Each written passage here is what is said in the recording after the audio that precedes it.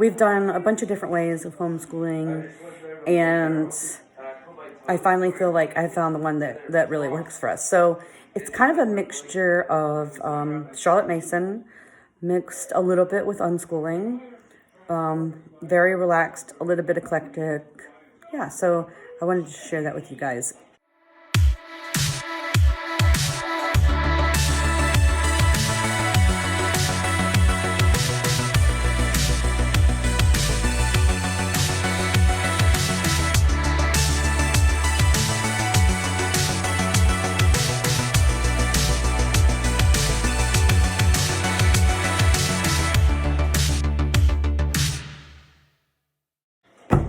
Something that I got from Sherry Hayes, she's from momdelights.com, and she has a YouTube channel called Mom Delights. She has totally changed my idea of homeschool, and for the one reason is this. I'll show you. This has changed my life. McGuffey's Eclectic Readers. They're amazing. Like, who would have thought?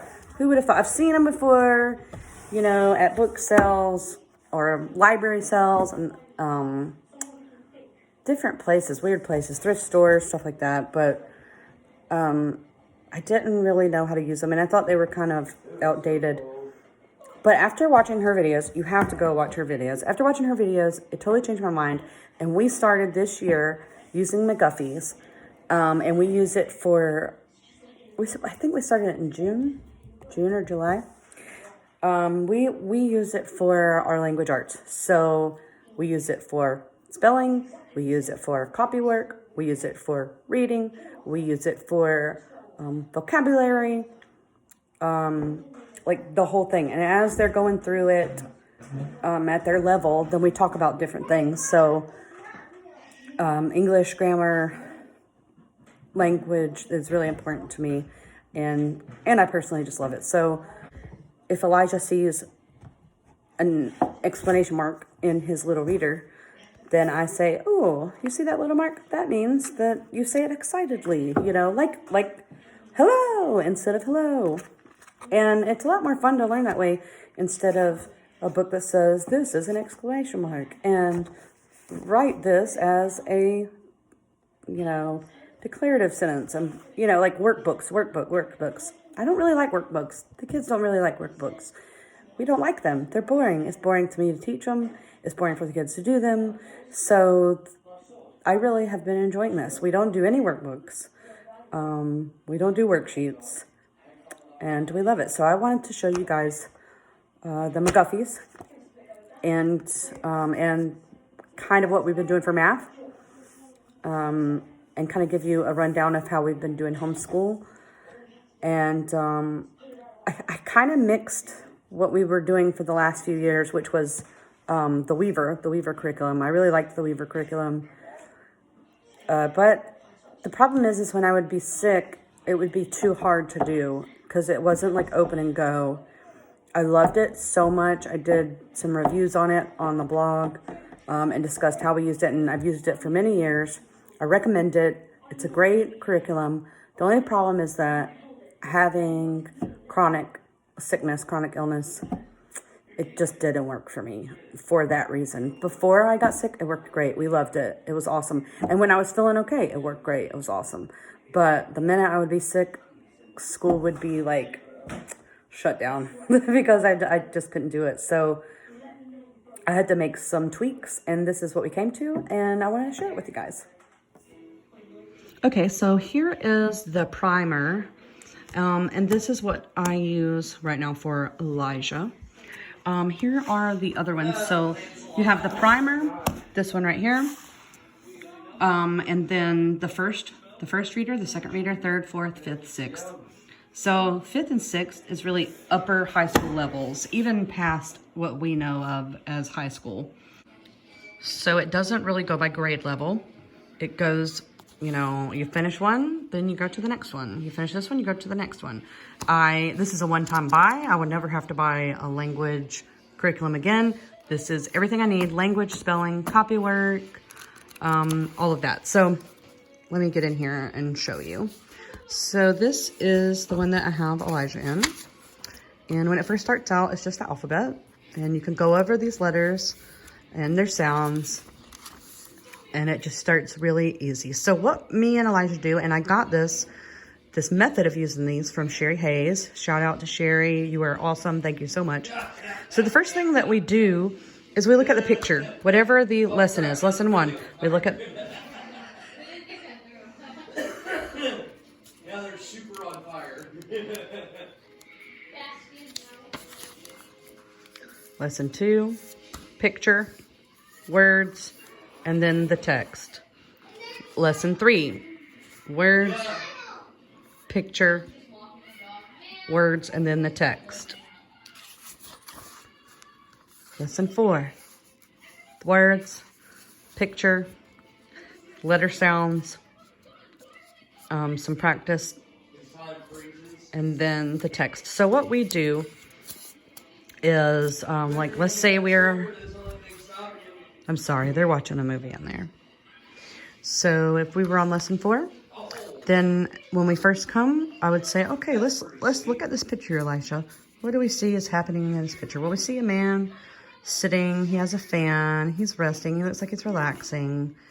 We see a little boy, and I let him know back in the days that this was written, they called little boys lads. And we see a dog chasing the little boy, the lad. And so we would go over m, a, m, and man. So I do those 3 steps. Say each sound individually, then blend them slowly together, and then put them together with him. And he copies me. And we go through each one of these like that. And I will go over the sounds with him. L, m, p, s, a cap, the lad. Then he reads this himself, and I help him. Once we get going, then I call attention. It doesn't go through and teach you a capitalization at the beginning, punctuation at the end. It doesn't do that. But as the mother, I do that. By the time we get here to lesson 9, then I'll say, do you see this mark? That's a funny little mark. Do you see this mark? That's a funny little mark. And he's already noticed that there's periods at the end. And so we just talk about these and say, okay, the period is just when you're stating something. It is Tom's nag, which is what they call the horse. It is Tom's nag. And this is when you're excited. See the nag? And this is when you ask a question. Can Tom catch his nag? And so then he's learning how to use these marks as we're going through together. So he's not caught off guard by it. It's not a boring lesson. I'm explaining it as he's needing to know it.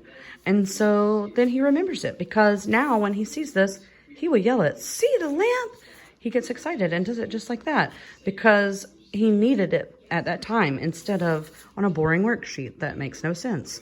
That's an abstract thought. Here, it makes sense because, you know, we're learning it as we read how this works together like a puzzle.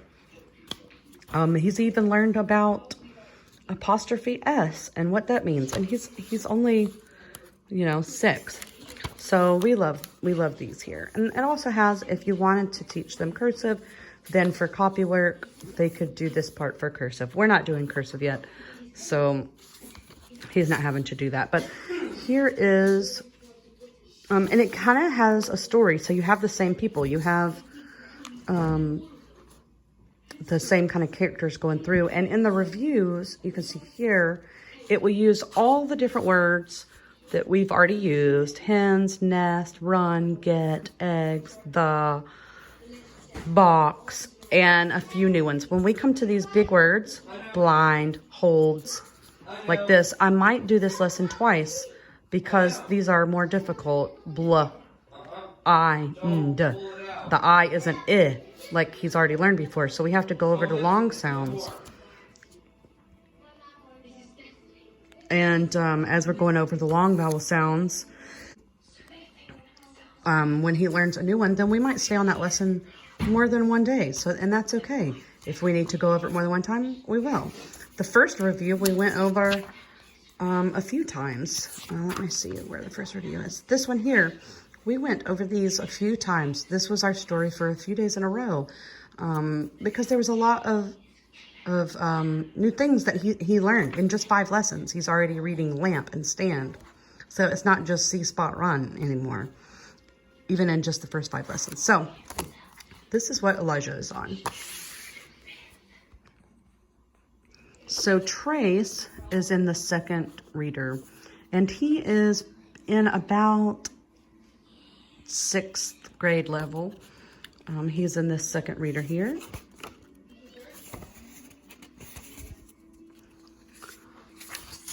And they're set up the same.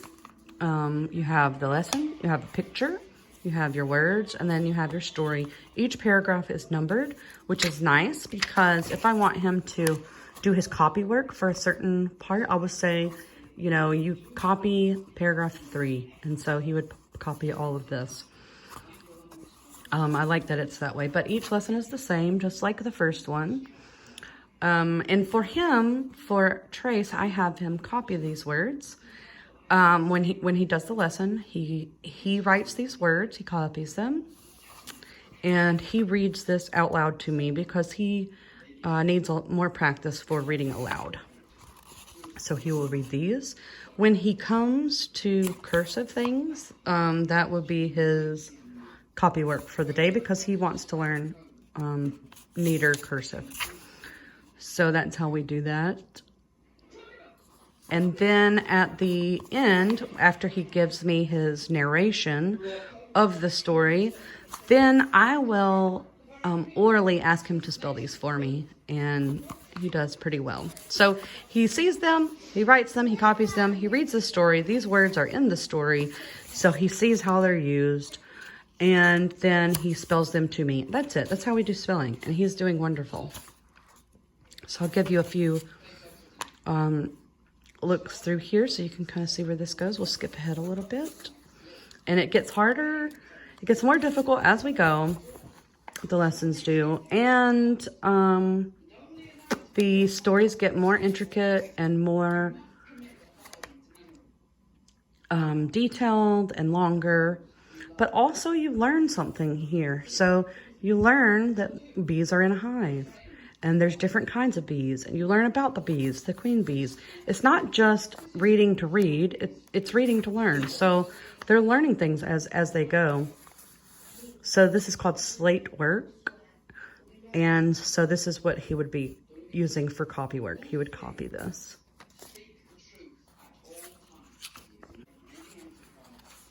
And all of these books, they have good moral values in them.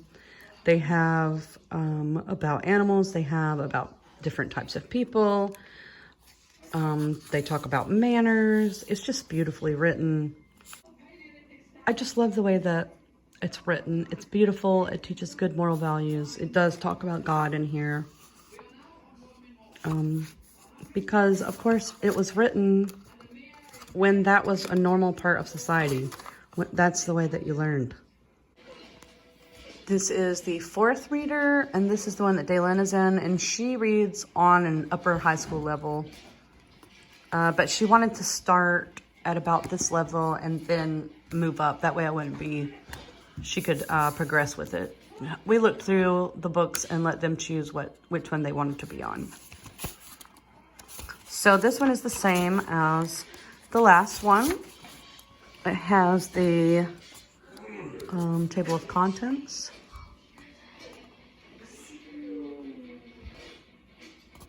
And they are reading a lot of the old writers, Longfellow, Hawthorne. I mean, there's some good ones in here, so I'm pretty happy with the selection.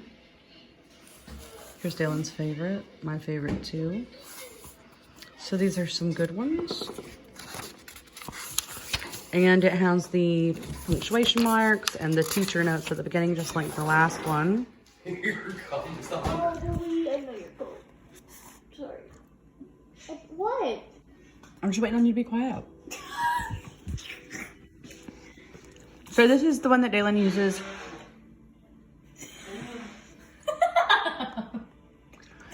And it has the same thing. It has the lesson, picture. Their lessons are longer, so hers isn't just one page. But in this one, it has the definitions with words that were in the selection. So it has these words, it has the definitions, and then it has some of them, not all of them, have an exercise at the end. So we use this for spelling. We use it for vocabulary. We do the lessons and we do dictation and narration and copy work. So everything is all together. And I really like this one because it just has really nice subjects. Look at this, really nice subjects. Talks about perseverance, why the sea is salt. It has some really good words, word choices, words and selections, different selections here that are really good. Thank you so much for watching, and I hope that this helps you, and I hope it gave you an inside look into the readers. It's really helped me when YouTubers show you the inside of books so that you kind of know what you're getting out of that. But I really like that I never have to get any other language curriculum ever again. And I will be showing you in the next video Ray's Arithmetic, which is also a classical math from the early 18 and 1900s. And I really love it. It's also one of those that I'll never have to buy again, and I can use it over and over and over. And it's a great curriculum. It's a great spine to use. So keep your eyes open for that next video, and thank you so much for watching. Make sure you like and subscribe, and give us a thumbs up if you liked this video. Thank you.